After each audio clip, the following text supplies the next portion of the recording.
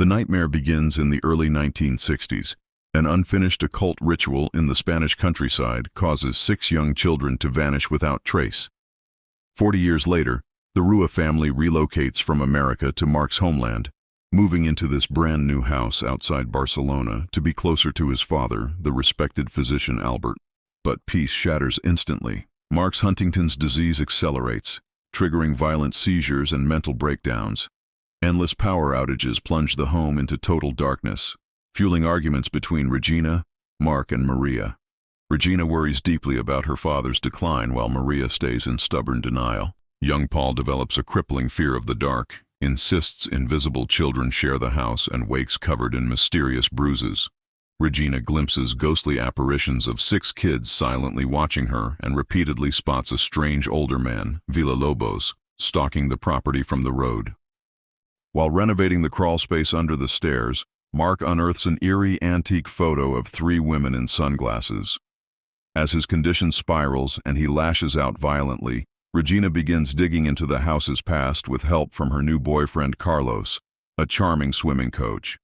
Together they trace the property to its architect, Villalobos, the very man she's seen lurking. He reveals the horrifying truth.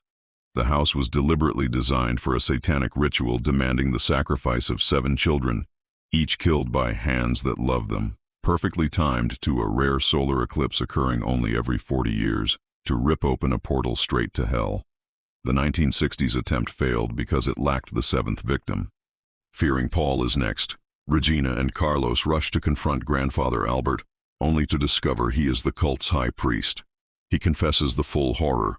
40 years ago, the 7th child was his own son Mark, but at the last second Albert realized he didn't truly love the boy and couldn't complete the kill. Now, after 4 decades, he has manipulated the entire family back to the house to finish the ritual during this eclipse and summon demonic forces.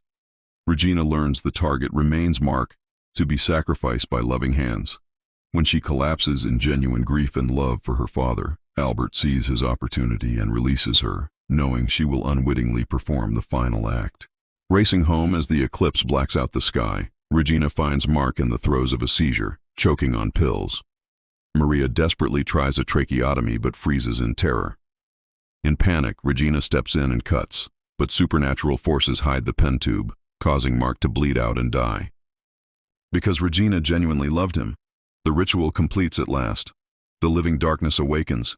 It shapeshifts into perfect copies of Regina and Paul, tricking Maria into switching off every light. It then brutally kills Maria. Next, it impersonates Carlos to pick up the kids in his car. Moments later, the real Carlos arrives at the empty house, lured inside by a voice mimicking Regina. The doppelgänger drives the children deep into a pitch-black tunnel, their doom sealed as the entity claims its final souls. What makes Darkness a standout Spanish horror gem is Balagueró's slow-burn mastery.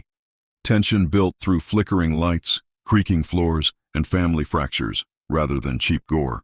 Anna Paquin anchors the film with raw vulnerability, turning to desperate strength, while Giancarlo Giannini delivers icy menace as the grandfather. The eclipse motif and twisted loving hands requirement add intellectual bite to the occult lore, exploring inherited trauma, toxic parental bonds, denial's dangers, and how love itself can become the ultimate weapon.